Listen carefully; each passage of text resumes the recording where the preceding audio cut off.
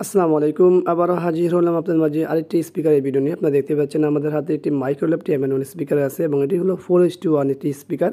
তো এটা কী সমস্যা সেটা আগে আমরা দেখব, আর সেটা দেখতে হলে আমাদের কী করতে হবে, পাওয়ার অন করতে হবে। তো চলুন আমরা দেখে নিই। কপিরাইট ক্লেম আসার কারণে এখানে সাউন্ডটি মুট করা হয়েছে। আপনারা এখানে দেখতে পাচ্ছেন লাল 2 পোর্টে যে আউটপুটটি আছে এইখানেই মূলত সমস্যা, আর ডান পাশে দুটো ভালো আছে, আর এখানে সমস্যা হচ্ছে দুইটা সাউন্ডই স্যার করে। তো চলুন আমরা দেখি বিস্তারিত। আপনারা দেখতে পেলেন যে আসলে এটার মূল সমস্যা হলো ডান পাশে দুইটা স্পিকার ভালো আছে, দুইটা স্পিকার বাজে কিন্তু এটার সাথে হলো চ্যারচ্যার করে। তো মূল সমস্যা হলে দুইটা স্পিকার ভালো আর দুইটা স্পিকারে সমস্যা আছে। তো আমরা সার্কিট বোর্ডটি খুলেছি, দেখতেছি যে আসলে এখানে কী সমস্যা। দেখতেই পাচ্ছেন এখানে প্রচুর পরিমাণ ফাঙ্গাস আছে, আর আইসিগুলোও আসলে সোল্ডারিং করে দিলে ভালো হয়।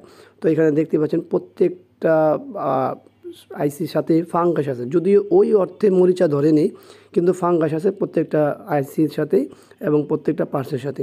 তো এখানে আসলে আমাদের কী করণীয় আছে বা আমরা কী করব, দেখতেই পাচ্ছেন যে এই আইসিটা আসলে ফাঙ্গাস থাকলে অনেক সময় সমস্যা বেশি করে, আর ওই আইসিগুলো যদি সোল্ডারিং অনেক সময় ড্রাই হয়ে থাকে সেক্ষেত্রেও সমস্যা করে। তো আমরা এটা প্রথমে আগে ওয়াশ করব, এর সাথে সাথে অবশ্যই আইসিটা সোল্ডারিং করব, আশা করি এর মধ্যে হয়ে যাবে। তো আমরা এই যে কন্টাক্ট ক্লিনার মেরে দিছি, দেখুন পুরাটা ভিজা, যাতে করে ময়লাগুলো চলে যায়। এর পাশাপাশি অবশ্যই আমরা পরিষ্কার করবো এবং আইসিটা সোল্ডারিং করব। তো আইসিগুলো আমরা সোল্ডারিং করে ফেলছি, দেখতেই পাচ্ছেন।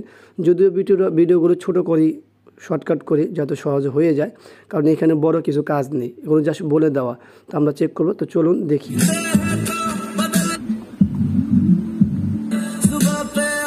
আপনারা দেখতে পেলেন যে লাল দুইটি স্পিকার আউটপুটের সমস্যা ছিল, সেটা এখন ঠিক হয়ে গেছে বা আমরা ঠিক করে ফেলেছি। আশা করি ভিডিওটি ভালো লাগবে। ভিডিওটি ভালো লাগলে অবশ্যই লাইক করবেন, কমেন্টস করবেন, শেয়ার করবেন। অবশ্যই আমাদের এই চ্যানেলটি সাবস্ক্রাইব করবেন, পাশে থাকা বেল বাটন চাপ দিয়ে রাখবেন।